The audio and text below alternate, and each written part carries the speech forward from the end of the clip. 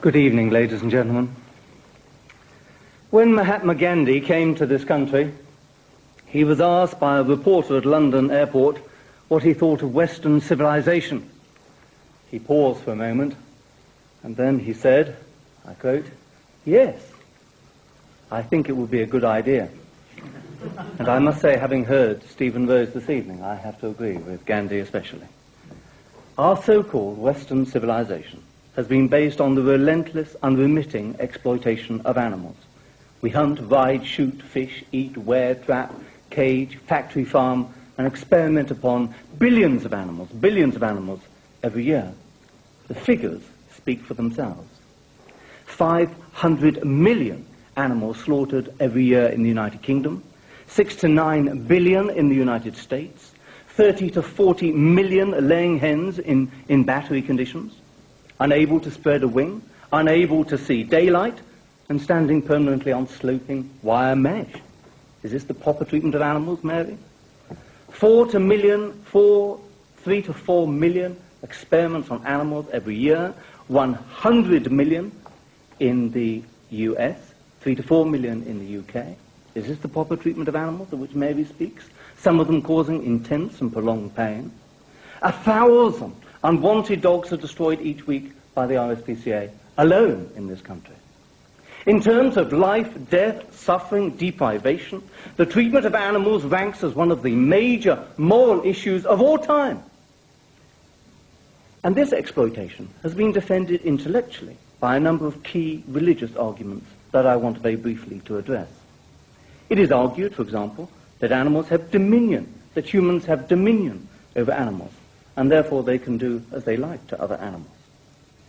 In fact, the biblical meaning of dominion does not mean despotism, but moral responsibility and stewardship.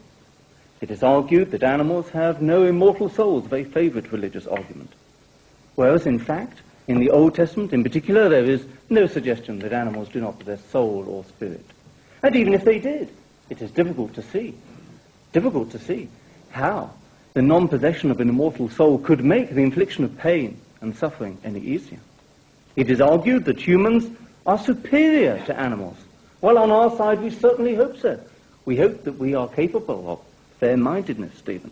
But also, we hope that we are capable of generosity, self-sacrifice, altruism, even gentleness. But it is precisely on these grounds that we ought to be seeking a better world for animals and doing better for them.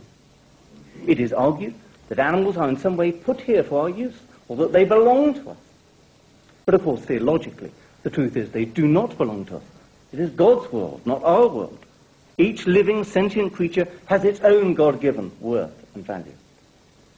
And most importantly, of course, of all, it is argued that animals do not possess rights. And what does it mean by saying that animals do not have rights? It means historically, whether you like it or not, it means that animals are things, can be treated as things, as resources, as means to human ends, as laboratory tools, as units of production. This is what this debate is really all about. But what I want to say is that I think God is the source of all rights, both for humans and for animals. That God has rights as the creator, the right in particular to have what is created treated with respect. And if we on our side press the language of rights, it's because we believe the heart of this debate is not about feeling, not about taste, not about philanthropy, but about justice. It's about what we objectively owe animals as creatures of God, and in particular what we owe the creator of all. The arguments that have justified the abuse of animals are, in short, intellectually threadbare, theologically ill-conceived, and certainly biblically unsound. Could you wind up in a minute, please? By all means. What we desperately need is to recover that early biblical vision of living at peace with creation. We need to find the moral courage within us to make peace with creation, to avoid violence, to live free of injury, to eschew cruelty, to practice just dealings with animals. Now I accept that we are all involved to some degree in the exploitation of animals. There is no pure land. We all, after all, buy food or products, or we pay taxes. Directly or indirectly, we are all involved. But what is essential is that we involve ourselves now in a process of personal disengagement from injury to animals. A Bill of Rights is part of this necessary wider social disengagement. Now, a Bill of Rights for animals will not by itself bring peace on earth. It will not by itself remedy every wrong that animals still have to suffer.